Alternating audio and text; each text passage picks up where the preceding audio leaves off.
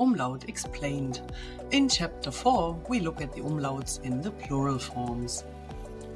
And the umlaut is the exception and not the rule. Only between 10 and 20% of all nouns take an umlaut, and the number varies depending on the corpus you use. However, there are three factors that have an influence whether there is an umlaut or not, and that's the length of the syllable, the gender, and the plural ending. Let's start with the syllable length. The umlaut appears mostly in one-syllable nouns. There are some exceptions here, nouns with two syllables, and most of them are masculine. However, these are nouns that have no ending in the plural, so only the umlaut indicates that this is the plural. Most of them masculine. As you can see, there are only two in the feminine category, Mutter, Mütter, Tochter, Töchter. And in the neuter, there's only one noun that behaves like this, Kloster, Klöster.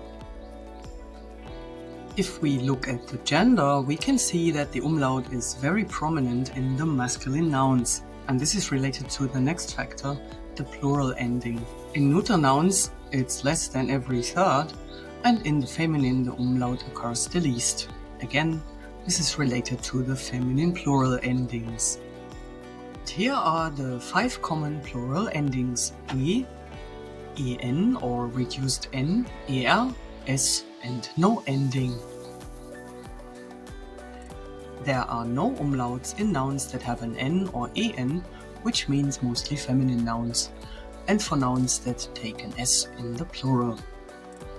So we are left with 3 endings where the umlaut is possible. And now we look at the frequency regarding the gender and the endings. In masculine nouns, all 3 endings occur. About 89% of masculine nouns have the plural ending e, and they often take an umlaut. There are many everyday words in this category. Ton, Töne, Fuß, Füße, Hahn, Hähne, Raum, Räume. There are only about 2% of masculine nouns with the plural ending er, and they always have an umlaut. Mann, Männer, Gott, Götter, Wald, Wälder, Rand, Ränder. Masculine nouns with no plural ending have sometimes an umlaut, which means the majority of them have not. Vater, Väter, Bruder, Brüder, Magen, Mägen, Apfel, Äpfel. Neuter nouns with one syllable ending in er always have an umlaut where this is possible. Gras, Gräser, Buch, Bücher, Haus, Häuser, Horn, Hörner.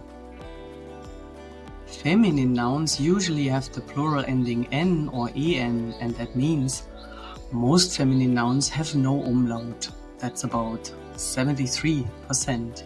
However, if the ending is e, they always have an umlaut. Hand, Hände, Stadt, Städte, Kunst, Künste, Wand, Wände. That was a lot of information, so let's wrap it up. Here is an overview of the occurrence of umlauts regarding the plural ending and gender. So you can see there are 3 categories where there's always an umlaut. In the neuter there are 2 exceptions for ending e and no ending. And the feminine has only 2 exceptions in the no ending and none at all in the er. You can download this table as a PDF or JPEG. Link is in the description. Coming next, umlaut in the adjective comparison. Check out the other videos in this playlist and let me know if you find this useful. Thanks for watching.